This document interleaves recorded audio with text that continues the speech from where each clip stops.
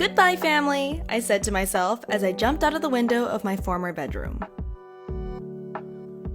I was always an outcast to my family. They never really understood me or how I felt, mostly because I would never tell them.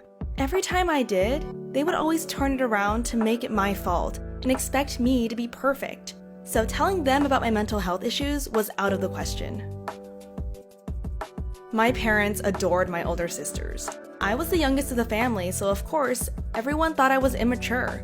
But honestly, I was wise beyond my years. My oldest sister was going off to college and studying chemistry, and my other older sister was always getting good grades in her classes. My grades weren't bad, but they were average.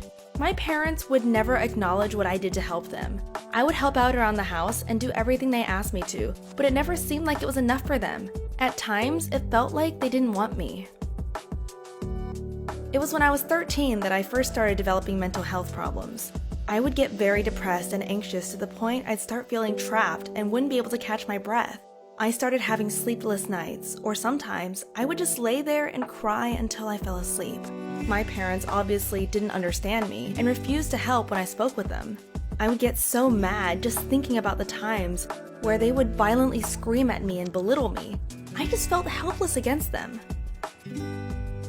When I was 15, my oldest sister moved out and my other sister was about to graduate. I was studying really hard for a test that was coming up.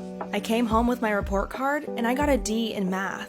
My parents screamed at me. I had never been so scared in my life. I threw the report card down and ran upstairs to my room and threw myself down on my bed. Later that night, when my parents were asleep, I emptied out my backpack and packed my clothes, phone, and other things I needed, and headed out my bedroom window. "Goodbye, family," I said as I jumped out my former bedroom window. I ran out of the backyard, down the driveway, and down the street. I had absolutely nowhere to go. I ran down to the nearest bus stop and finished my studies for my test. In the morning, I went to the gas station and grabbed a quick breakfast. When I sat and turned on my phone, I saw that I had over 20 missed calls from my parents. But I just ignored it. They deserved it. I then checked the time and was relieved to see that it was almost 8 o'clock. So I caught the school bus and went to school. I took my test and aced it. After school, I didn't want to go home, so I just wandered the streets until it was nighttime. I saw that a police car was following me, so I ran down some side streets to escape from them. They finally caught me and told me that they were looking for me. I was terrified. I thought the parents had called the police to arrest me. I cried as I got in the back of the police car. They took me down to the station where my parents were waiting. I thought they were going to be mad at me, but to my surprise, they weren't. "My dear daughter, we were so worried about you," said my mom, crying. She was sobbing so hard that I started to cry again. "We're so sorry," she said. "We never meant to hurt you," said my dad. Then I realized everything. They would get upset at me for getting bad grades because they never had opportunities like me and my sisters did. "We love you," said my mom. "I love you too," I said. From that moment, I told them everything about how I felt and how I was scared of them yelling at me all the time. They apologized and told me that they were really yelling at themselves because they were scared of failure. They would do the same things to my sisters. They just didn't know how to express it the proper way.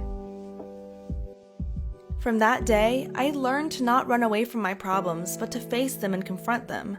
My anxiety and depression have improved greatly along with the relationship I have between my parents.